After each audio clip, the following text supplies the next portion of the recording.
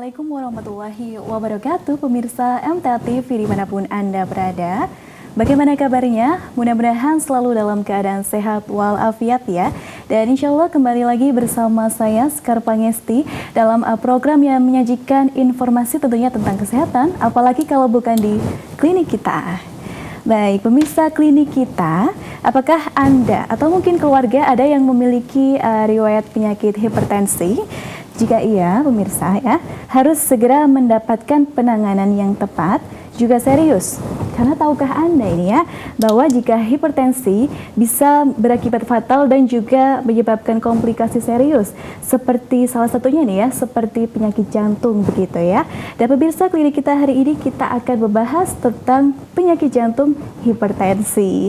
Untuk Anda nanti yang punya pertanyaan seputar topik kita hari ini, kami membuka telepon untuk Anda, silahkan di nomor 02716793.000. Jika Anda menghendaki juga melalui WhatsApp maupun SMS 08112553.000. Dan pemirsa, untuk membahas topik kita hari ini di studio MTA TV sudah hadir narasumber kita istimewa sekali nih ya. Kita sapa dulu, ada Dr. Parwanti. Assalamualaikum warahmatullahi wabarakatuh, dokter. Waalaikumsalam warahmatullahi wabarakatuh. Iya, dokter, bagaimana kabarnya hari ini? Alhamdulillah sehat. Sehat ya. Alhamdulillah, terima kasih telah hadir di klinik kita hari ini dokter ya. Baik, nah dokter, ini kita akan membahas tentang penyakit jantung hipertensi begitu ya. Nah mungkin sebelum ke hipertensi begitu ya, kalau mungkin ini gambaran umum kemudian tentang tekanan darah manusia sebenarnya itu apa sih dokter? Jadi memang kita itu kan jantung utamanya itu kan sentral dari kehidupan manusia ya.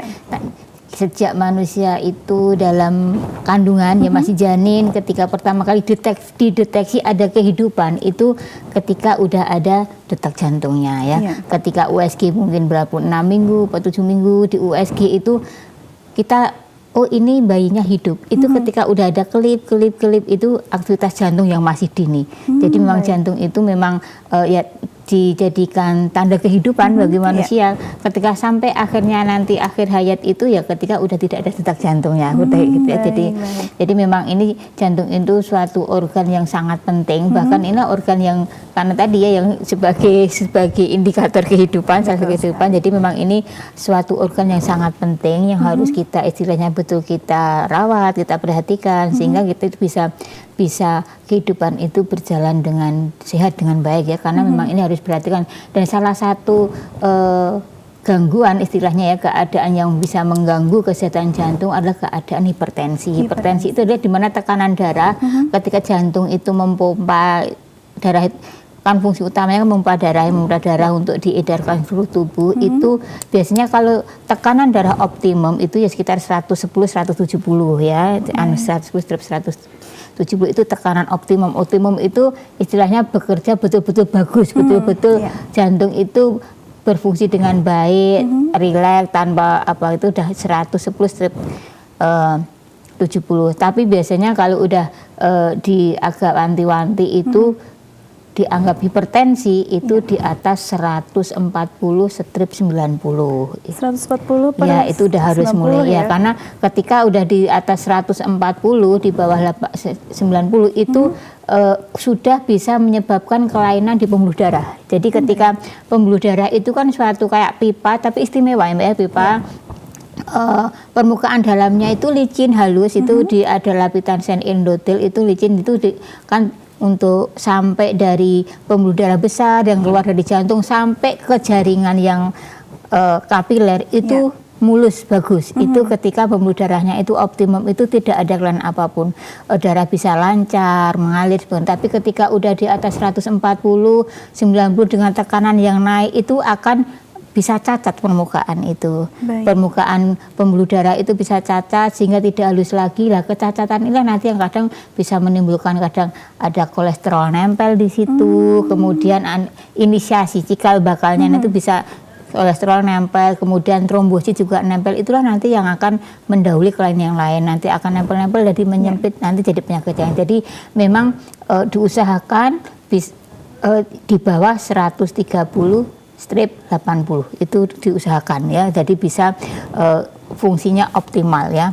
Optimal itu betul-betul fungsinya itu di fix yang bagus, peaknya gitu ya, yang paling bagus itu optimal itu situ.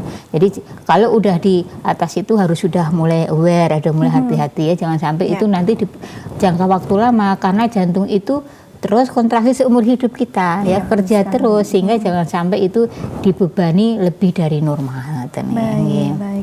Jadi tadi untuk tekanan darah normalnya itu adalah 130/80. Di bawah itu. Memang itu biasanya kalau kita secara umum itu normal itu ya atas 110, 120, bawahnya 70, 80 itu itu. Dan udah dianggap hipertensi kalau udah di atas 140/90. Oh, baik. Nah, untuk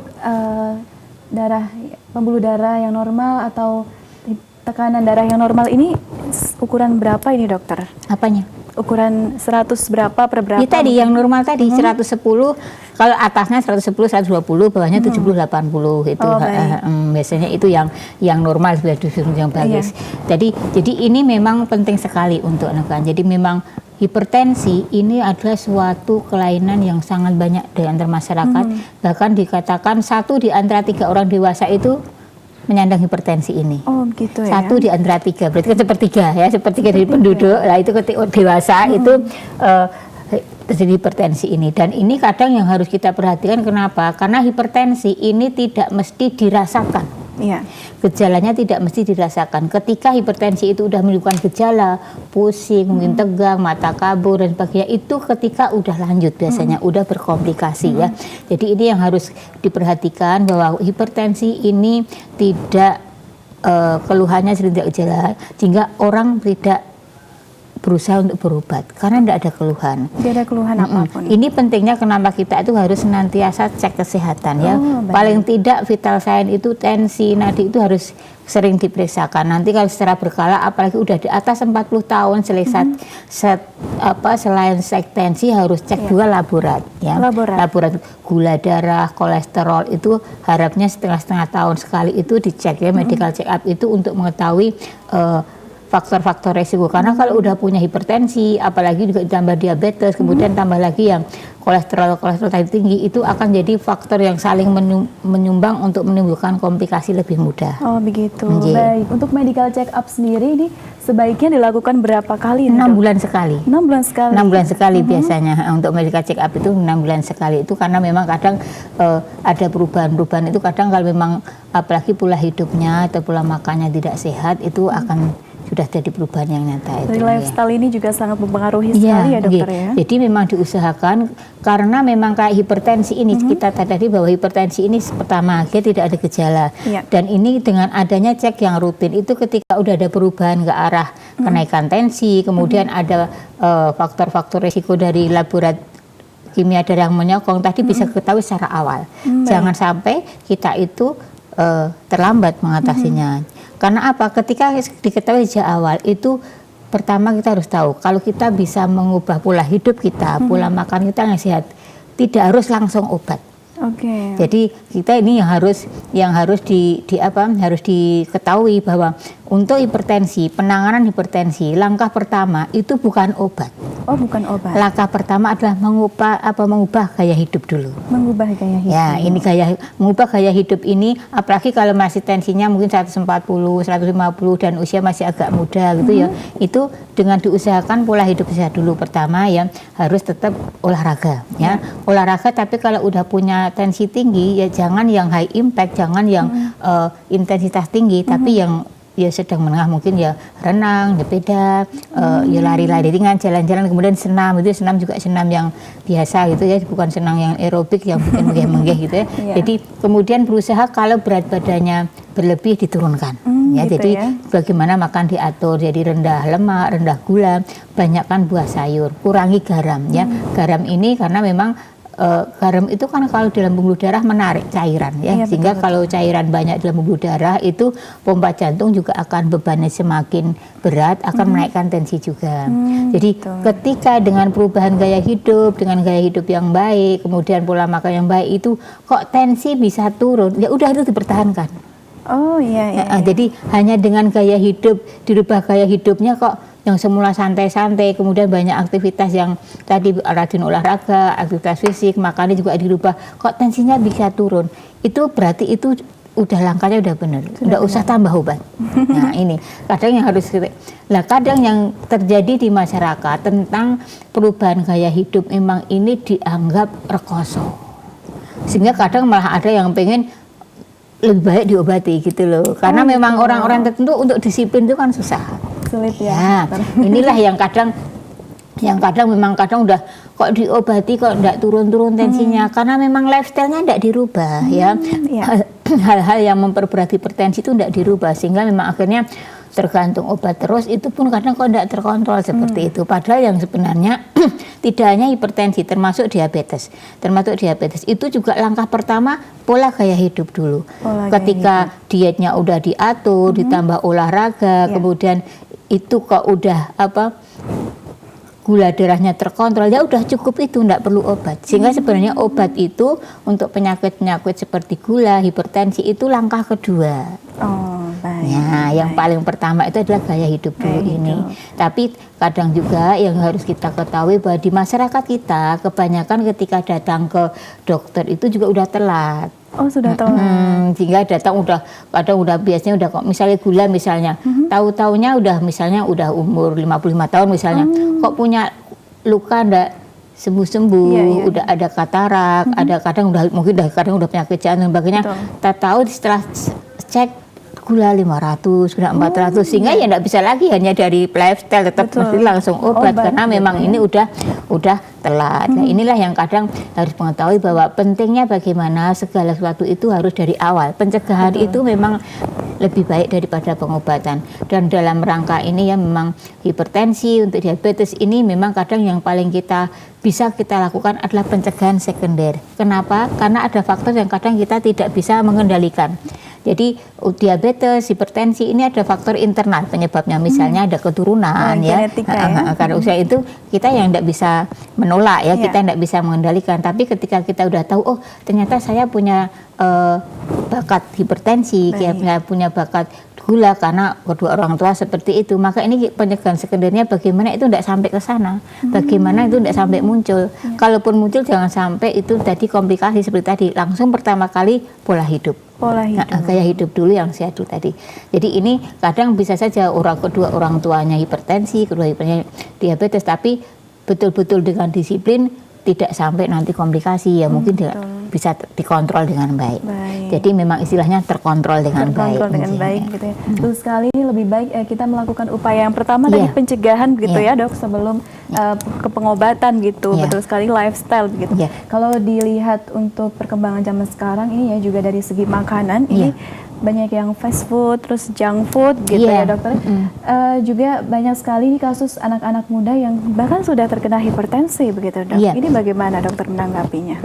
Memang pertama kali biasanya kalau muda udah muncul itu pertama kali faktor internal dulu ya. Memang ada keturunan. Biasanya kalau ada keturunan memang kadang bisa muncul lebih mudah. Yang kedua tadi ada faktor eksternal. Faktor eksternal itu misalnya pola makan, gaya hidup, kurang aktivitas fisik. Karena kan sekarang aktivitas fisik kadang sangat kurang ya. Sekarang semuanya serba instan ya, apa-apa sehingga pesan makan datang sendiri, padahal udah sendiri, untuk kemana keluar udah naik motor, jalan sedikit juga naik motor seperti itu. Ini salah satu faktor-faktor yang mengurangi atau memperberat sehingga kurangnya aktivitas fisik, kemudian juga pengaturan pola makan yang tidak baik ya, tinggi kalori, tinggi lemak, kemudian tinggi garam, semua memperberat ya. Kadang faktor-faktor memperberat terhadap faktor hipertensi ini yang kadang perlu diperhatikan, sehingga waktu muda pun sudah muncul seperti itu. Sehingga sebenarnya ada bakat di pupuk ya udah subur. Betul sekali. Tadi sudah ada faktor dari genetik begitu, dari internal begitu ya, dari orang tua, lalu juga ditambah pupuk, faktor eksternalnya yang mendukung semua lah itu. Hidup yang kurang sesuai begitu akhirnya harus semakin berkembang ini menjadi penyakit hipertensi gitu. Baik, bagaimana sih dokter untuk menghindari dari penyakit hipertensi sendiri sebelum kita terkena gitu? Ya, seperti tadi saya sampaikan bahwa penyebabnya kan dari internal sampai eksternal. Jadi memang kadang yang internal ini kita tidak bisa ngowah-ngowah ya. Faktor utama hipertensi itu kalau internal itu ya keturunan, kemudian jenis kelamin, biasanya lebih banyak pria, dan kemudian juga usia. Dengan bertambahnya usia, dengan usia kan kadang udah mulai menurun fungsi-fungsi pembuluh darah juga udah mulai kaku lah, menebal, itu memang secara secara fisiologis kadang semakin bertambah usia itu tensi semakin meningkat. Itu juga suatu yang alami ya, suatu yang fisiologis. Nah ini kalau tiga-tiganya ini kita tidak bisa melawan. Yang bisa kita kendalikan yang luar tadi, yang bagaimana gaya hidup, bagaimana aktivitas fisik, itu yang bisa kendalikan. Nah inilah kalau yang tiga ini tidak bisa kita cegah, ya tadi saya sampaikan adalah yang paling penting adalah pencegahan sekundernya. Jangan sampai ketika ini udah ada faktor yang mendukung nanti berlanjut gitu ya. Nah, ya tadi yang saya sampaikan bahwa pencegahannya dengan pola hidup yang sehat. Kemudian rutin periksa.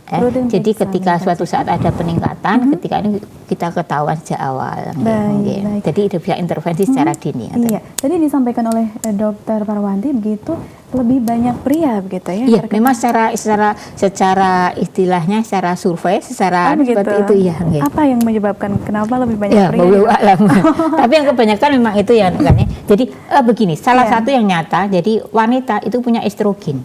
Oh, karena seperti punya estrogen. Jadi estrogen ini ternyata merupakan zat proteksi terhadap pembuluh darah dan jantung. Karena punya estrogen. Ya, sehingga ketika seorang wanita itu resiko akan meningkat ketika setelah menopause. Oh, setelah menopause. Ketika belum menopause dia ada proteksi dari estrogen, sehingga memang ini yang menyebabkan prianya yang lebih tinggi insiden hipertensinya daripada wanita, termasuk ya akibatnya. Jadi tadi yang kita memang bahasan saat ini adalah kan penyakit jantung hipertensi. Lah itu apa gitu ya? Memang kita tahu bahwa hipertensi itu banyak. Ketika tadi kita berusaha, pokoknya kita usahakanlah jangan sampai ini berlanjut, jangan sampai ini nanti tidak terkontrol, karena kalau tidak kontrol mesti nanti jatuhnya akan ke komplikasi yang sebenarnya kita tidak inginkan. Tapi kadang keadaan tertentu karena memang yang kebanyakan ya, karena memang ini kebanyakan kalau kita memang udah tadi apalagi komplikasi itu memang pengobatan hipertensi ini adalah pengobatan seumur hidup. Ini yang kadang kalau tidak betul-betul dengan kepatuhan, tidak betul-betul dengan kesadaran ingin sehat, kebetulan bahwa ini tensi ini obatnya diminum ya, baik pusing maupun tidak pusing. Kadang kebanyakan bukan dari pasien itu kalau tidak pusing terus tidak minum obat, atau ketakutan nanti ginjal saya rusak dan sebagainya, akhirnya tidak minum. Lah padahal kita ketahui bahwa untuk kasus hipertensi, apalagi juga termasuk diabetes, itu penyakitnya sendiri itu kalau dibiarin juga akan rusak ginjal. Jadi ini yang perlu ketahui untuk pemirsa semuanya, bahwa penyakit hipertensi atau diabetes itu salah satu komplikasi besar dari penyakit adalah kerusakan ginjal. Penyakitnya sendiri yang menyebabkan, bukan karena obatnya. Dan bahkan ketika misalnya kemudian diobati, justru pengobatan ini adalah mencegah jangan sampai terjadi kerusakan ginjal, paling tidak memperlambat. Karena memang kadang ada suatu ya kita kan memang tidak tahu ya, kita yang berusaha ya. Betul, kadang itu end stage-nya, jadi memang tahap lanjut itu akhirnya kebanyakan juga yang akhirnya ginjal juga terkena. Tapi pengobatan ini adalah mencegah atau menunda, memperlambat jangan sampai terjadi kerusakan itu. Jadi inilah yang perlu disadari, bahwa insya Allah memang obat-obat seperti yang diberikan dokter itu memang obat-obat yang memang biasa diberikan memang untuk jangka panjang. Beda dengan obat-obat pusing ya, obat-obat pereda sakit itu kalau digunakan lama-lama jelas merusak ginjal. Jadi beda ya, tidak semua obat seperti itu ya. Jadi memang udah kan. Dan yang penting lagi memang tadi, karena nanti akan ada pemantauan ya. Jadi ketika seorang dengan hipertensi, dengan diabetes, kemudian diobati, itu tidak dibiarkan begitu saja, akan ada pemantauan rutin. Ya, apalagi yang kita pasien-pasien kita yang udah, kalau di klinik itu kan ada, kita punya klub Prolanis ya, itu untuk yang diabetes, hipertensi, itu rutin, pengobatan rutin tiap bulan, yang gula juga dipantau terus, bahkan setengah tahun sekali juga tadi dikatakan medical check up itu juga rutin ya, kolesterolnya, fungsi ginjalnya semua dicek, sehingga kita tahu bisa terpantau. Ketika begitu ada perubahan sedikit, ada kenaikan kreatinin, itu langsung kita konsulkan ke spesialis seperti itu, sehingga terpantau dengan baik. Baik, Dokter Parwanti, ini kita mungkin break sejenak. Ada materi yang menarik sekali, dokter, dan juga sangat bermanfaat gitu. Dan baik, pemirsa MTA TV, kami membuka juga sekali lagi, kami ingatkan jika Anda ingin bertanya atau nanti berkonsultasi dengan Dokter Parwanti, Anda dapat menghubungi di line telepon 02716793.000. Jika menghendaki melalui WhatsApp maupun SMS dapat di nomor 08112553.000. Dan jangan kemana-mana, klinik kita akan segera kembali hadir setelah informasi-informasi berikut ini.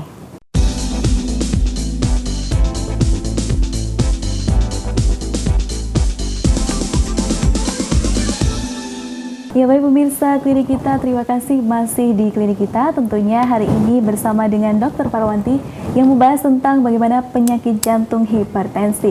Dan sekali lagi kami membuka pertanyaan bagi Anda yang ingin bertanya. Anda dapat menghubungi line telepon 02716793.000, juga melalui WhatsApp maupun SMS 08112553.000. Baik dokter, ini ada telepon, kita angkat lebih dahulu ya. Baik. Assalamualaikum warahmatullahi wabarakatuh. Ya, halo. Halo, ya. Iya, dengan siapa di mana? Ini dari Pak Bambang. Itu loh yang tadi malam. Oh iya, baik Pak Bambang, silahkan. Apa yang ingin ditanyakan? Yang tadi malam itu yang karena itu loh, pas ngano kambing itu loh, itu dapat kaos. Halo? Oke, baik, terputus. Ya, baik dokter. Ya. Baik, kita kembali lagi nih ke topik kita, penyakit jantung hipertensi begitu ya, dokter. Dan kalau hipertensi ini juga mempengaruhi jantung begitu ya. Kalau kemudian kaitannya dengan salah satu ada 3 organ yang mungkin ini resikonya besar sekali untuk terjadi hipertensi. Salah satunya itu adalah ginjal dan juga otak. Oh, komplikasi ya, komplikasi. Jadi memang mungkin bisa disampaikan gambarnya yang keempat ya Mas, gambar nomor 4. Jadi memang komplikasi. Hipertensi ini mempunyai dapat menimbulkan komplikasi antara yang paling sering itu pertama memang jantung dan stroke ya.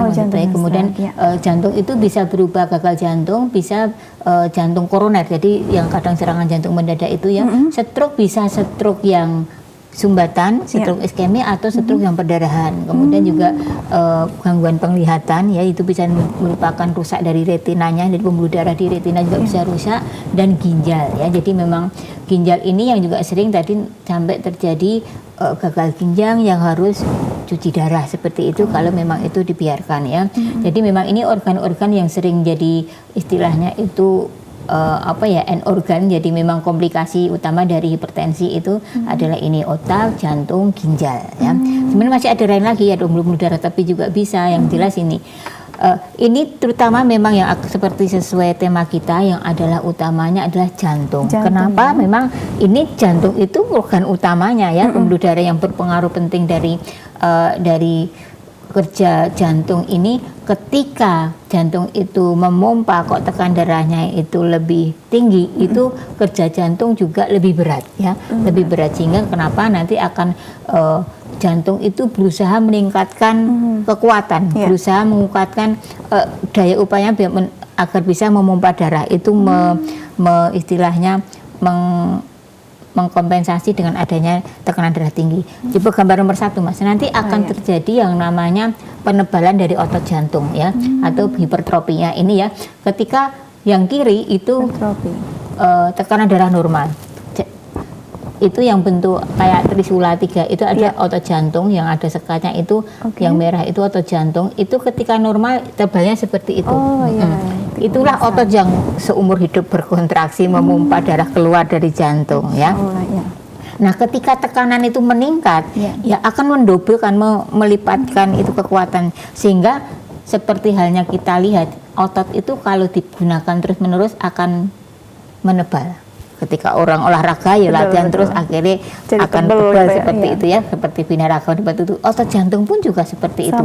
Ketika aktivitasnya itu meningkat di atas beban yang seharusnya, maka akan terjadi penebalan. Ini ketika mungkin di rongsen apa-apa akan lihat membesar. Kadang orang awam mengatakan jantungnya bengkak seperti itu. Sering melihat seperti itu ya. Di rongsen jantungnya bengkak karena jantungnya sudah membesar. Ya, misalnya karena apa? Karena seperti ini. Karena ketika hipertensi itu lama tidak ditangani akan terjadi. Ini konsekuensinya seperti itu, karena memang untuk memompa darah itu darahnya bisa terpompa dengan baik itu kalau tahanannya kuat ya ototnya otomatis akan tenaganya digunakan butuh. Ini lama-lama penebalan otot ini ya akan mengalami suatu kecapean. Akan jadi payah jantung. Payah jantung kalau dibiari ya jadi gagal jantung. Yang gambar berikutnya yang nomor 2 Mas.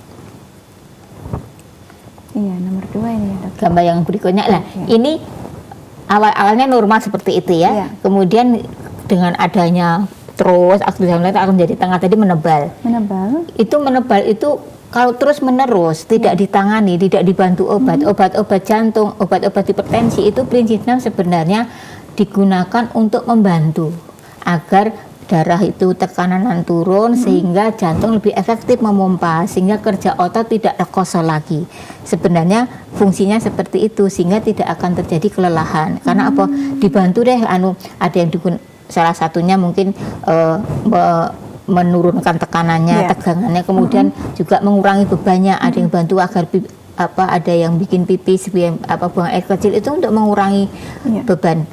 Nah, dengan mengurangi beban itu jantung akan bekerjanya optimum, tidak rekoso. Tapi kalau dibiarin aja udah tekanan darah tinggi, bertahun-tahun tidak diobati, udah menebal itu udah berusaha, akhirnya ada capeknya juga ya. Akhirnya terjadi berikutnya. Terjadi dekompensasi kordis. Jadi ketika dia udah tidak bisa lagi lah mendobelkan lagi, akhirnya jadi pecah jantung. Kendor tadi jadinya. Jadinya kendor. Kalau kendor itu akhirnya kekuatan jantung itu akan agak ngelukro caranya ya. Kendor jadi mompanya itu tidak bisa sempurna lagi ya. Mompa tidak sempurna lagi. Harusnya misalnya darah itu ada misalnya seliter yang harus dipompa, yang terpompa mungkin tinggal 80 atau 70, yang 20 30 ini akan tertinggal.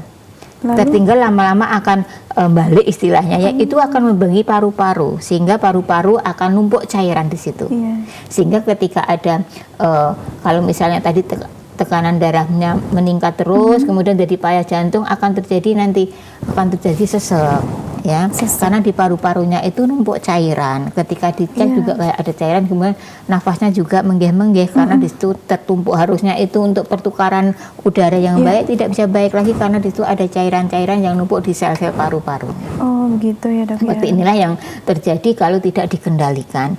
Jadi hipertensi heart disease tadi atau penyakit jantung hipertensi tadi antara lain yang pertama ini ya.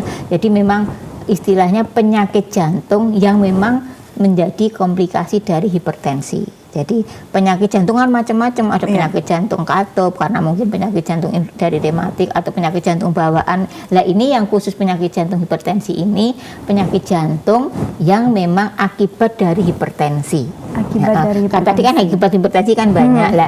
Ada jantung ini ada jadi yang gagal jantung tadi. Gagal jantung kenapa? Karena lama-lama menebal lama-lama capek yaudah akhirnya menyerah seperti itu. Yang kedua serangan jantung ini kalau dalamnya kan penyakit jantung iskemik atau penyakit jantung koroner ya.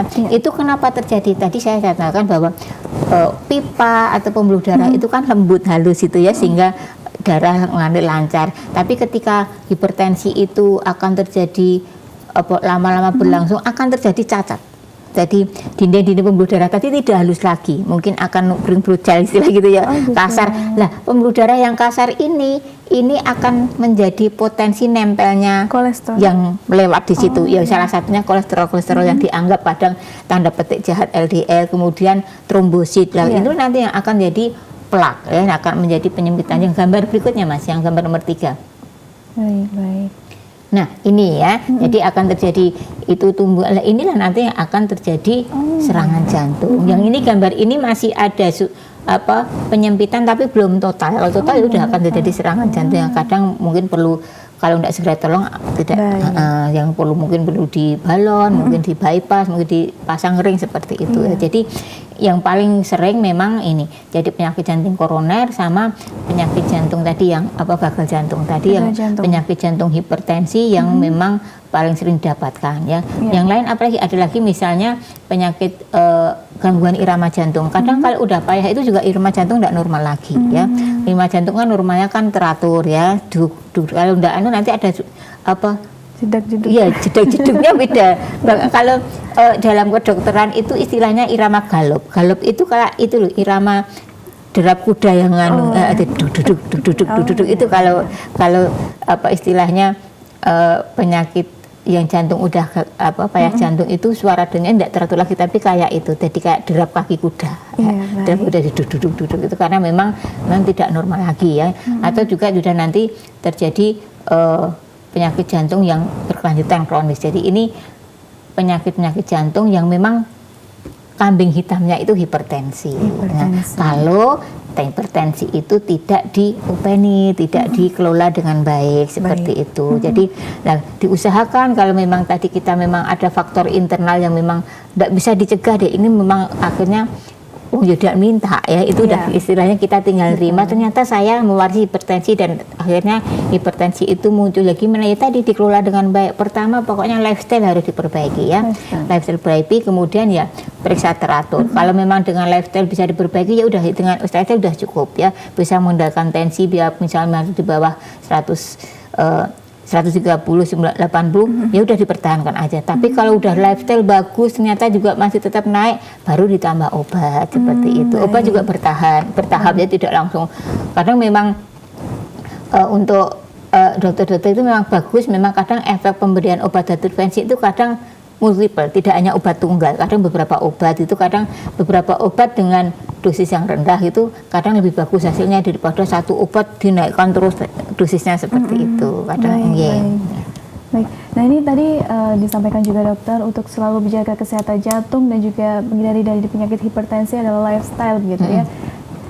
Kalau untuk makanan sendiri, jadi kan apakah ada kan kalau pengobatannya tadi dari obat saja ya dok? Kalau dari makanan sendiri apakah bisa dok? Apanya?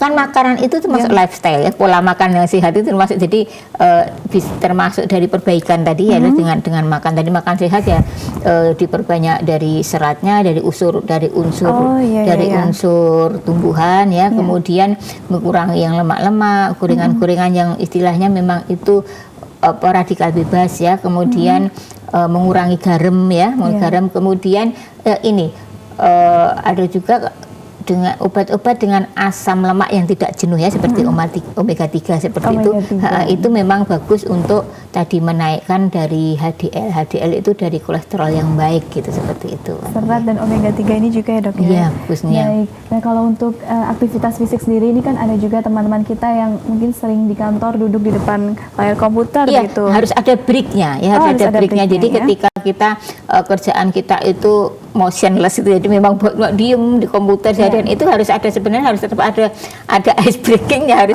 tiap minggu harus, itu juga untuk mengurangi ketegangan otot, jadi tetap harus ada ya, bukan.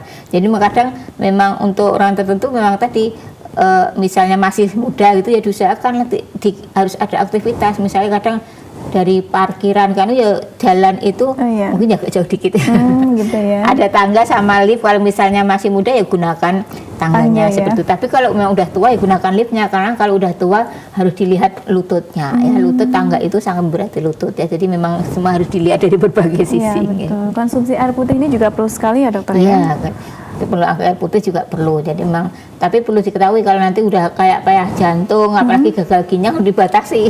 Oh begitu. Karena kan pengeluaran cairan, jadi semua harus disesuaikan kondisi masing-masing. Kalau masih sehat tetap berhubungan, tapi ketika nanti udah ada kondisi-kondisi yang misalnya tadi, apalagi jantungnya udah payah tadi, airnya ada malah numpuk dalam tubuh, itu minum harus dibatasi. Termasuk juga misalnya terjadi gagal ginjal, pipisnya udah mulai ganggu juga harus dibatasi. Tergantung kondisi masing-masing berat-berat. Baik, terkait hipertensi lagi nih atau penyakit jantung ini, apa yang disampaikan lagi dokter? Ya, yang jelas ini kita jangan, saya tidak bosan-bosan menyampaikan kepada saudara-saudara, apalagi pasien-pasien saya misalnya, apalagi ini kalau datang ke klinik dengan hipertensi masih muda, saya selalu wanti-wanti ya, tetap harus langsung menjaga, karena biasanya kalau usia muda udah muncul merasa masih muda. Merasa masih muda, kekuatan ototnya masih banyak, masih pengen aktivitasnya berlebih, tetap kan harus wanti-wanti, rutin periksa. Kalau memang dokter udah menentukan harus obat ya obat teratur. Yang jelas ini untuk aktivitas fisik yang olahraga harus sudah mulai disesuaikan dengan keadaan. Jangan lagi olahraga yang bersifat kompetitif, olahraga yang sangat memacu jantung, yang adrenalin dan sebagainya. Itu kalau sudah hipertensi harus warning gitu ya. Karena ini ndak membebani jantung terlalu berat, ndak boleh. Tetap harus yang intensitas yang ringan sedang aja, ndak boleh yang terlalu memacu jantung, nggak boleh. Nggak boleh ya dokter. Jelas tadi berbagi lifestyle ya, pola makan yang baik, kemudian aktivitas fisik dan kurangi stres. Yang jelas kalau apalagi kalau MTN ya, jangan merokok, apalagi minum alkohol. Itu faktor-faktor yang memperberat ke arah penyakit jantung terutama hipertensi tadi. Baik, baik. Nah, dokter, kalau untuk yang benar tentang pengukuran darah ya, itu bagaimana sih dokter? Apakah harus dengan duduk atau dengan? Iya, memang kan gini. Jadi memang kadang ada perbedaan ya antara duduk berbaring itu sebenarnya tidak apa-apa asal memang standarnya sesuai ya. Jadi ini juga harus diketahui bahwa mungkin sekarang perlu ada. Kalau dulu yang paling bagus itu kita pakai yang tadi ya manometer air aksa. Sekarang untuk alat-alat medis untuk air aksa udah tidak boleh ya. Jadi memang kadang sekarang pakai yang udah digital atau yang manual gitu ya. Jadi yang untuk air aksa tidak boleh karena memang untuk sudah diresmi untuk dari Kemenkes sudah tidak boleh lagi pakai alat-alat kesehatan yang ada air aksanya, baik itu termometer, baik itu tensimeter tidak boleh. Ya, yang jelas memang biasanya kalau mau meriksa tensi harusnya dulu, jangan langsung ketika masih dalam menggih kemudian langsung istirahat dulu sebentar gitu. Karena hasilnya beda kadang. Iya, baik. Kalau untuk cara mudah kontrol dan turunkan hipertensi ini bagaimana dokter? Apanya? Cara mudah untuk kontrol dan juga menurunkan hipertensi sendiri. Sebenarnya sekarang kan banyak. Kalau untuk alat-alat yang digital kan banyak, itu kalau pengen punya di rumah tidak apa-apa, bisa dianukan, bisa memeriksa secara sendiri ya. Kadang memang meskipun kadang mungkin tidak tepat tetap bisa untuk sebagai indikator, bisa untuk bisa untuk penilaian naik turunnya bisa ya, enggak apa-apa, bisa di rumah sendiri tinggal pencet bisa enggak terlalu ribet itu bisa. Memang harusnya memang alat-alat ini bisa untuk alat sehari-hari di rumah bisa, termometer, tensimeter itu bisa dimiliki di rumah enggak apa-apa. Dimiliki gitu ya dok? Iya, bisa untuk apalagi yang memang penderita hipertensi kan tidak mungkin tiap hari nanti ke klinik gitu ya, yang berdua repot biar tahu, bisa punya juga di rumah bisa. Baik. Tidak harus nakes ya. Oh, tidak harus nakes. Kan ini ada alat ukuran hipertensi itu ada yang digital, ada juga yang manual gitu. Apakah berbeda untuk kevalitannya ini dokter? Harusnya sama. Harusnya sama tapi ya. Kadang kalau digital itu kadang dipengaruhi baterai mbak. Oh, dipengaruhi baterai. Iya, misalnya baterainya udah kerjanya ngani, kadang hasilnya berbeda. Atau kadang tidak stabil ya. Jadi kadang permukaannya tidak stabil atau periksanya sambil goyang-goyang itu juga berpengaruh. Iya. Memang kalau kalau yang manual itu juga bagus, cuma kan itu subjektif ya, jadi ya tergantung telinga pemeriksanya ya, tapi bisa juga kadang dikonfirmasi dengan detak jantung ya. Jadi ketika pertama kali habis dipompa kan suaranya hilang lah, ketika pertama kali ada denyutnya itu mulai berdenyut lagi, itulah tenaga tekanan sistoliknya. Tapi kadang memang beda, jadi dari yang kita lihat, yang kita dengar sama yang kita raba ini. Jadi ini bisa untuk konfirmasi. Konfirmasi, jadi ketika diperiksa kita konfirmasi dengan di nadi kita, kita pencet nanti ketika pertama kali ada denyutan itu adalah tekanan sistoliknya.